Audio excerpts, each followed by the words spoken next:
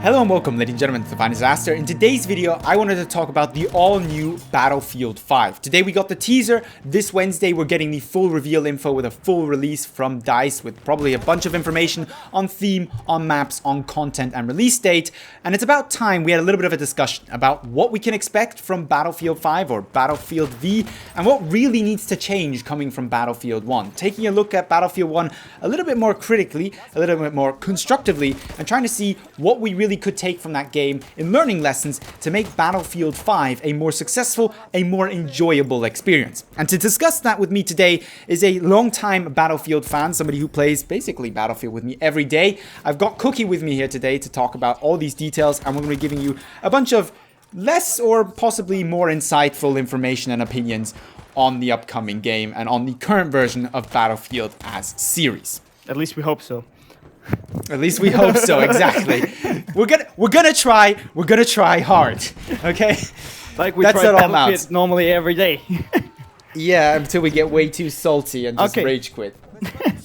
Yes, anyway, staying on point, we got the teaser today, and that's really where we have to start today. I'll be having it somewhere here on screen for you guys to enjoy. For those of you who, for some reason, I don't know, were on holidays, missed the internet blowing up, I don't know. Anyway, you'll be able to see it there as well.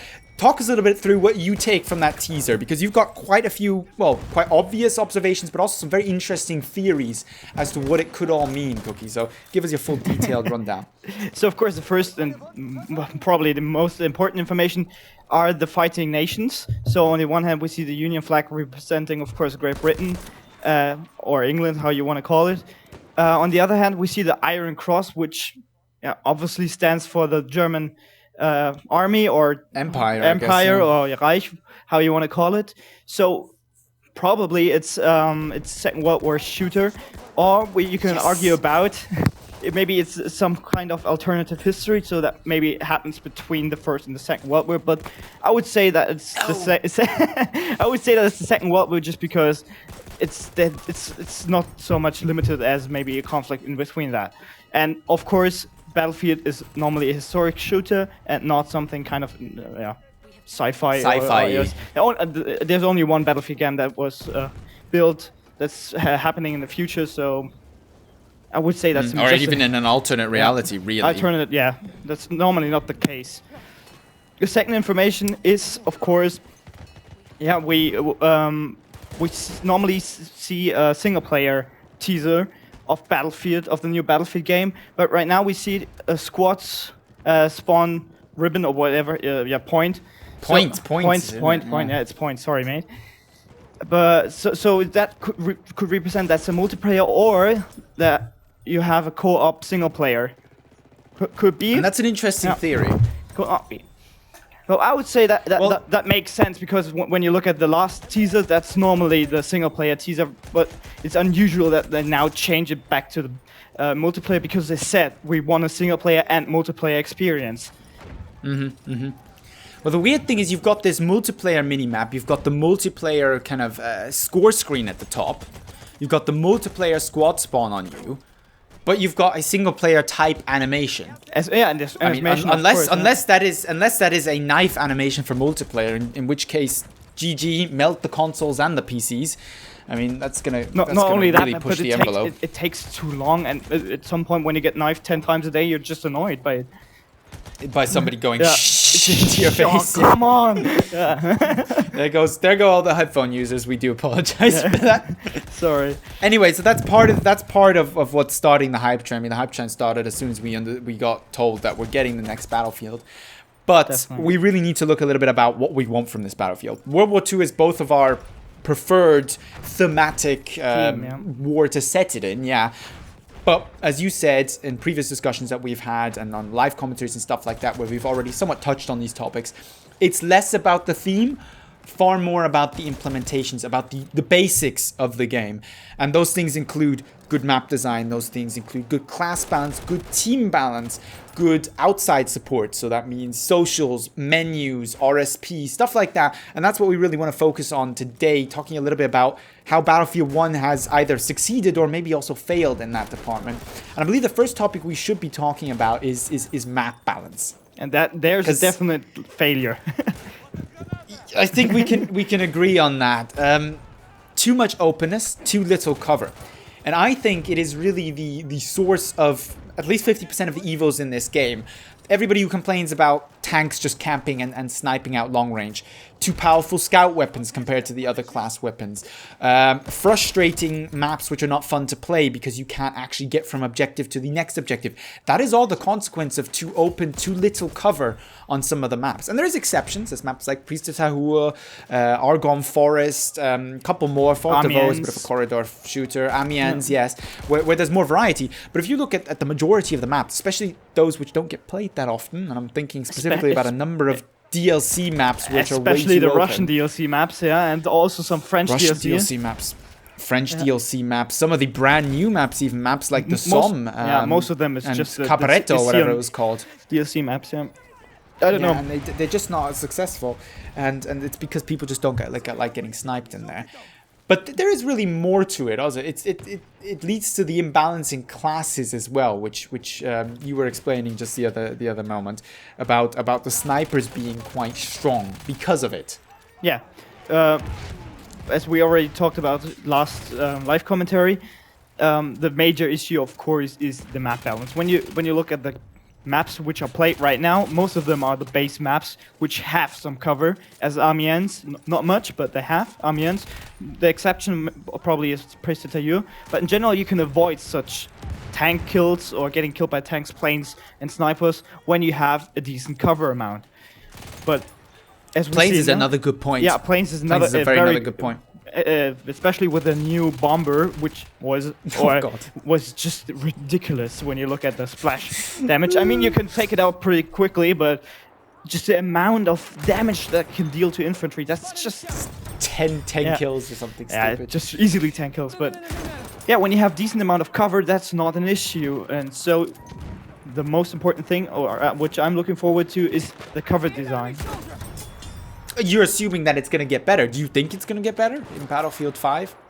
At least in Battlefield 4 and before in Battlefield 3, it was decent and you could handle it with ease. So you can flank nicely and avoid getting shot by snipers. Bogged down. Yeah, bogged down, yeah, on one point. So I think the ability to build decent maps, of course, is there, but if they're going to use it... So when we have this theme, the Second World War, we're not... How you can say not limited like Battlefield 1 because it wasn't, but it's even less limited right now. So it's all down to DICE that they can build a decent map because we have Arctic. There's plenty of city fighting. Especially World War II. Especially city fighting, or when we go to the Pacific War, island fighting with not trenches but caves and stuff like that. Yeah, caves and stuff like that, where you can maybe flank around and have different entries and stuff like that. What we could have on what is it called, Helgoland, in the Battlefield 1 would be awesome. I don't know why they didn't do it, but yeah, that would be one option. But I think... You mean cave fighting? Yeah, cave fighting. For example, there. Cave fighting. I think... let's just be optimistic right now because of the hype, because of... Yeah, we want to have a decent game. It's gotta be good. We don't want to go play COD. we definitely are not going to play COD anytime soon. So that's one element, and it really comes into a lot of the imbalances complained about regarding class balance, regarding vehicle balance, the whole hating on the attack planes and the fighters, which is partially justified, partially not. The tanks, also the snipers, but we'll get a little bit more into the snipers later on. The second element, of course, that we've also previously talked about, but we can get into a little bit more detail now, is the team balance element, especially on the well, actually on every game mode, but front lines it gets really bad. Yeah, it gets really bad because most of the clans are playing front lines because it's obviously the best game mode. You can determine where the enemy is coming from. You have from a competitive perspective. From a competitive perspective, definitely. You know, on PC we have a competitive community. So most of the clans are playing, and when a clan is playing together, only 3 people. That's enough to. It's not down to the 3 people, but in general, it's enough to. It tips the scales. It tips the scales, and so it's definitely imbalanced when a clan is joining a team or is joining one side. and that shouldn't be the case because it wasn't in the past. Well, what the fuck? In Battlefield 4, for example. And I let's clarify, we don't blame, or I certainly don't blame the clans here. I'm blaming DICE and their team balance because it seems quite silly sometimes. For example, you have a new round and the round will start off 10 to 15 because a bunch of players left. And instead of before the round begins, DICE going, let me think, 10 versus 15, that's not going to be a fair fight. Let's move 3 players over. They just start the round anyway. Or they just put all of the high levels in one team. Sometimes it's even worse. Sometimes it's 12 against 5 or something like that, and the 5s are only level 30 or something like that.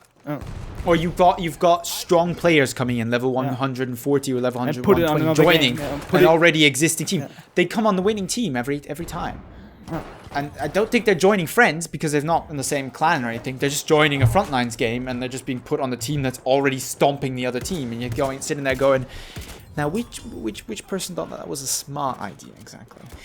Because it's not enjoyable if you get your face kicked in. No. If you've got no chance. If you're always fighting against 3 people at once, you're going to lose every single time. And definitely one reason for that is, as you mentioned, the reliance on servers, on how not dedicated server, or they are dedicated. I don't know exactly where the difference is. Well, no, but not custom servers. Yeah, I mean custom servers. Yeah, you mean DICE's own servers. Yeah, DICE's own. Yeah, okay, you can rent one, but you can't change that much as back in Battlefield 4, and most of the balance was down to the plugins, which were implemented, and now missing that part, it's just imbalance, and I don't know why they decided to remove the custom server system.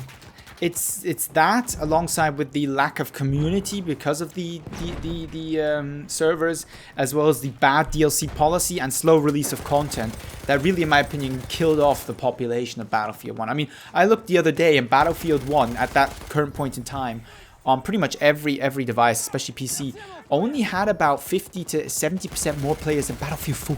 Yeah. That's not good.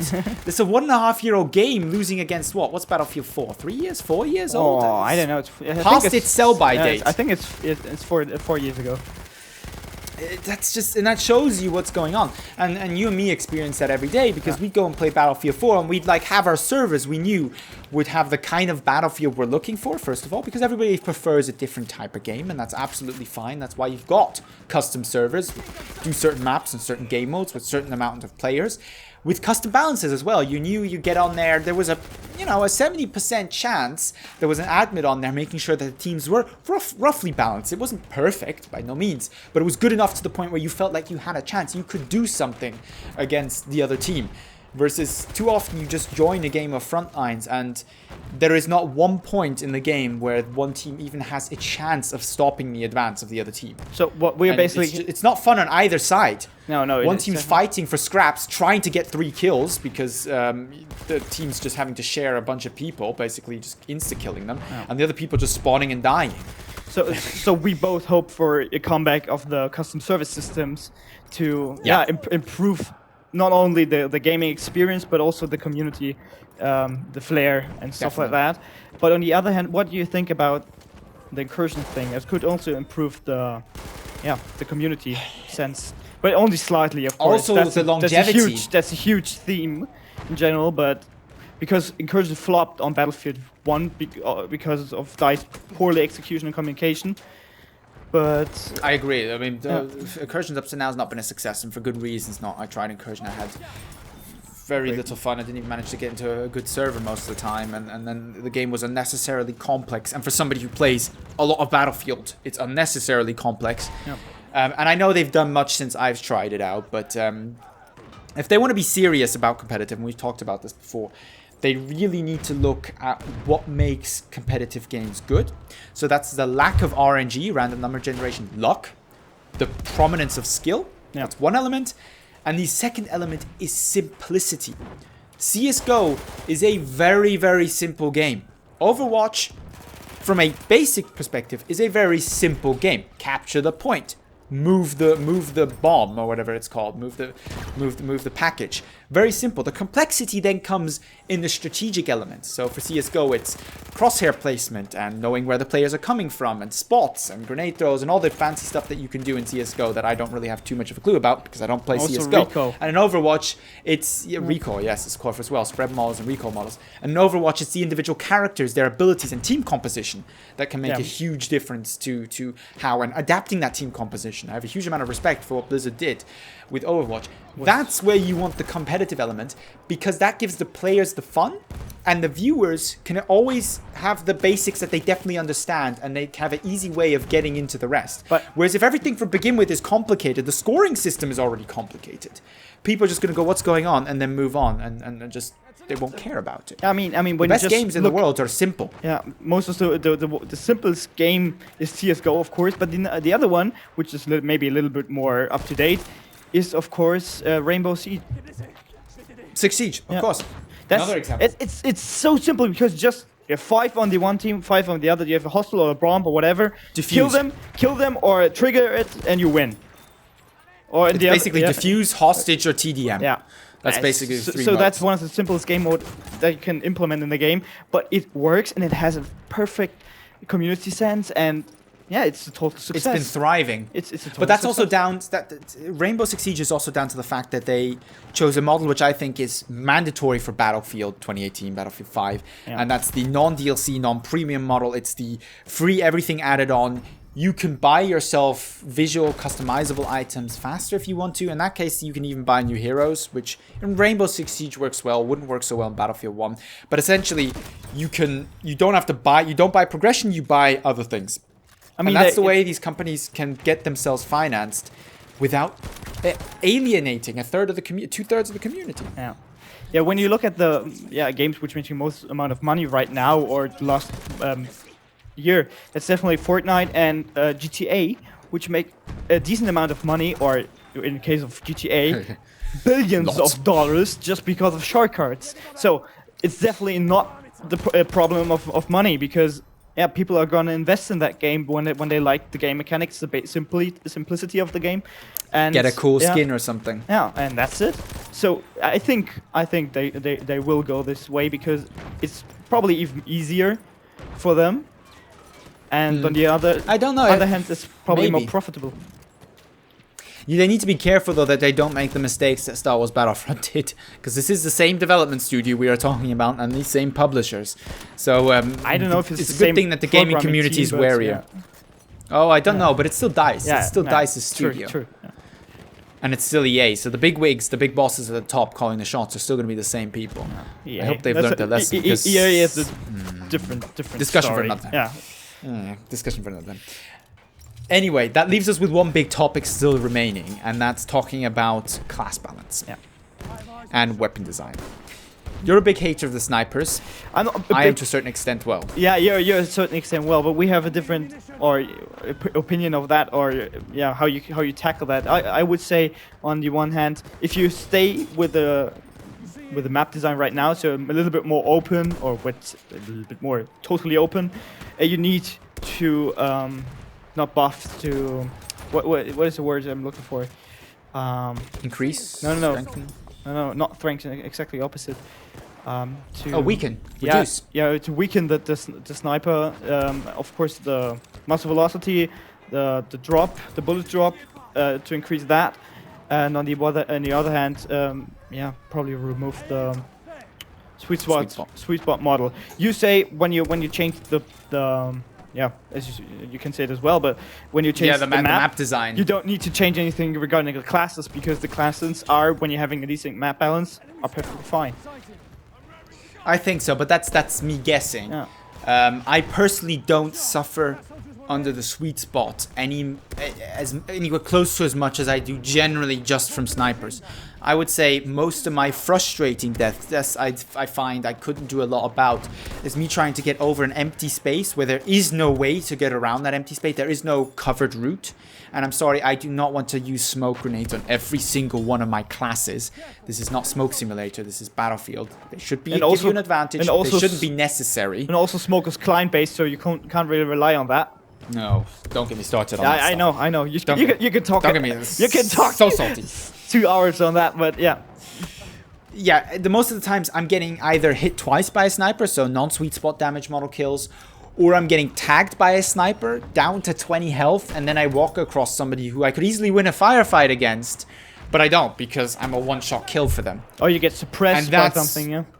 Or I get suppressed. The suppression is a topic we're also not going to cover because that's another salt topic, Ragefest. That's just going to go way too long.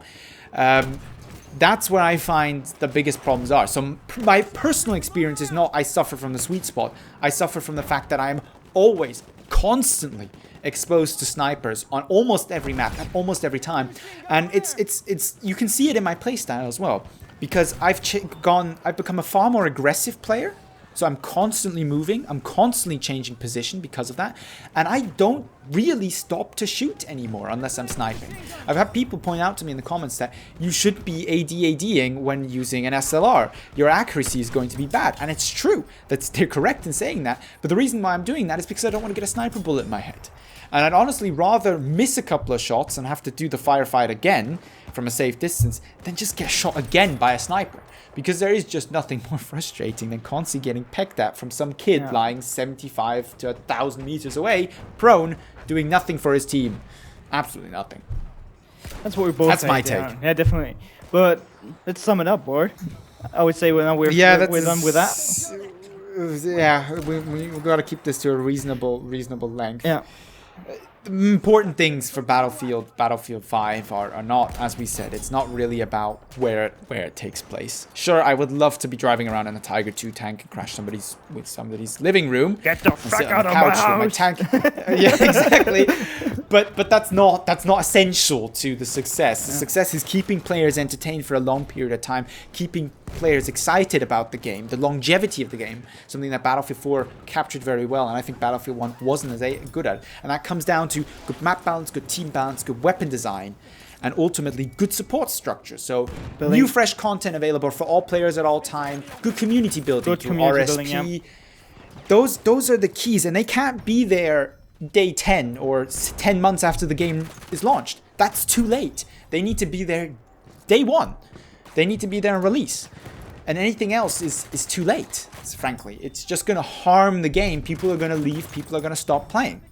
Yeah. That's my take on it. Yeah, I would definitely agree on that. And I'm optimistic, to be honest with you, because it's when you look at the graphics and everything on the trailer, it's pretty similar to Battlefield 1. So it could be the same base of engine and programming. So they can really concentrate on improving that what we already told on the content. So I'm optimistic, but I would say we talk about that again when we watched once we've got the release the events. And that's what we're gonna do. Though of course will be videos following the Wednesday trailer release live reveal event thing with Trevor Noah. Very excited about that. You're looking forward to that, I know. I'm looking forward to that. It's going to be funny. I'm going to buy some popcorn. There's going to be some beers. And there's going to be a tense 1.5 hours. Don't pretend you're not guilty. Anyway, before this video gets too long, leave down below in the comments your thoughts, your experiences, both with Battlefield 1 and how you hope they affect the new Battlefield game, Battlefield 5 or Battlefield V. Battlefield. A bit of awkward name. Probably Battlefield. They should just call it Battlefield 5, please, for crying out loud. So leave those down below in the comments, as well as, of course, your usual video suggestions. But with all that being said, I'd like to thank you very much for watching, and hope to see you in the next Battlefield 1 video.